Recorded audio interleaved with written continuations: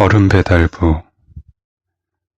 물고기 구경도 조금씩 지겨워지고 물고기에 대한 명상도 마무리가 되어갈 무렵 물고기 구경을 하는 데에 적당한 이유를 고민하던 뒷모습은 물고기의 마지막을 돌보는 사람이 되기로 했다. 얼음 배달부가 되기로 한 것이다. 배달은 하루에 2번이었다. 그는 리어카에 각 얼음을 가득 싣고 시장을 돌았다. 필요한 집의 좌판에 부려두고 오면 일이 끝난다. 얼음 배달이 끝나면 식사를 하고 물고기 구경을 시작한다.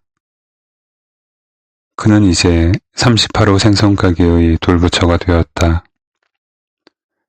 어느덧 상인들은 38호 앞에 앉아 하루를 보내는 뒷모습을 당연하다고 여겼다.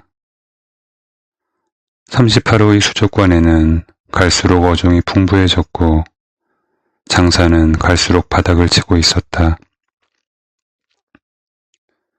장사가 되지 않는 38호 주인을 위해 뒷모습은 관상용으로 물고기를 팔 수 있는 판로를 마련했다.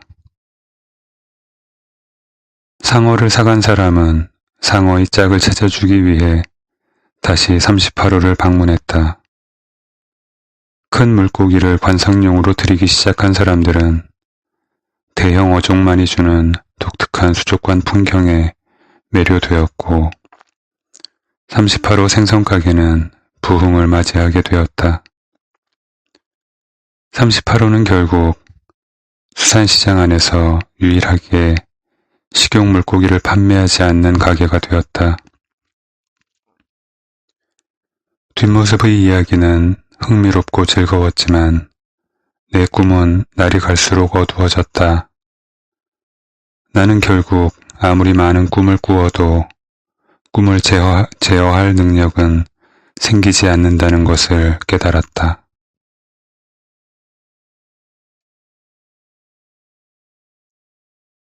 꿈, 놀이터.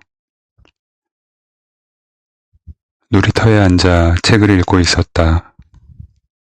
사실 놀이터라기에는 너무 넓었으므로 광장이라고 해도 무방했고 따지자면 그네나 시소 같은 몇몇 놀이기구들이 있었으므로 분명 놀이터이기도 했다. 어쨌든 그곳은 광장이었고 결국 놀이터였다. 나는 거구 둘이 앉으면 가득 찰 것 같은 작은 벤치에 자리를 잡고 앉아 책을 읽고 있었다. 따분한 오후였다. 햇살은 엿가락처럼 늘어져 있었다. 아무리 허리를 고추 세워도 잠은 좀처럼 달아나지 않았다. 나는 책을 내려놓고 길게 기지개를 켰다. 낮잠을 즐기기에 가장 좋은 시간.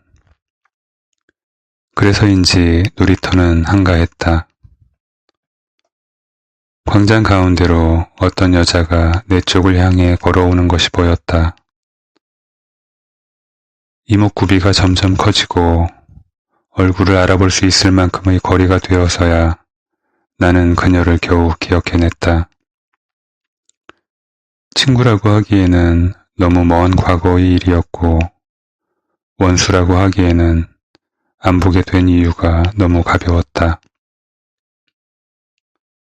결국 친구도 원수도 못 되는 애매한 관계의 어떤 사람이랄까.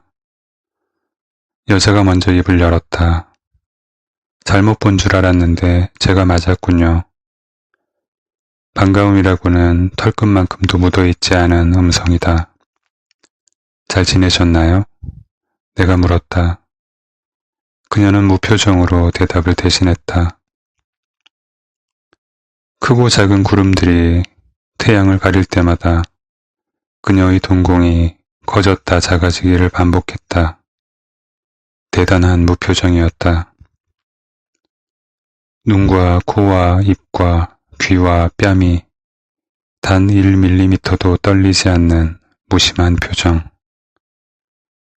잠시 후 그녀는 내게 뭔가 말하려는 듯 입술을 오므렸지만 아무 말도 하지 못했다. 그녀는 같은 자리에 서서 몇 분을 답답해하다가 급기야는 얼굴이 빨개지기 시작했다. 얼마 지나지 않아 무표정도 무너져 내렸다. 볼살이 떨리는가 싶더니 이내 얼굴이 커지기 시작했다. 그녀의 얼굴은 곧 광장 전체를 가릴 만큼 거대해졌다. 나는 읽던 책을 손에 꼭 쥔 채 떨고 있었다. 나른한 오후의 햇볕은 더 이상 나를 비추고 있지 않았다. 나는 추위를 느꼈다. 나는 공포를 느꼈다. 거대해진 그녀의 얼굴은 작아지지 않았다. 낯빛에서는 여전히 불이 이글거리고 있었다.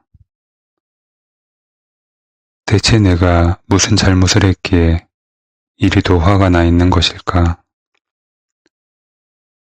그녀는 여전히 입술을 오므린 채 무언가 중얼거리고 있었지만 나는 한마디도 알아들을 수 없었다.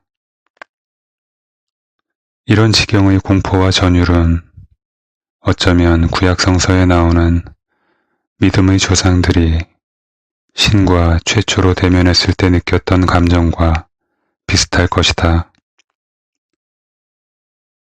나는 눈을 질끈 감고 이 순간이 빨리 지나가 주기를 기도했다.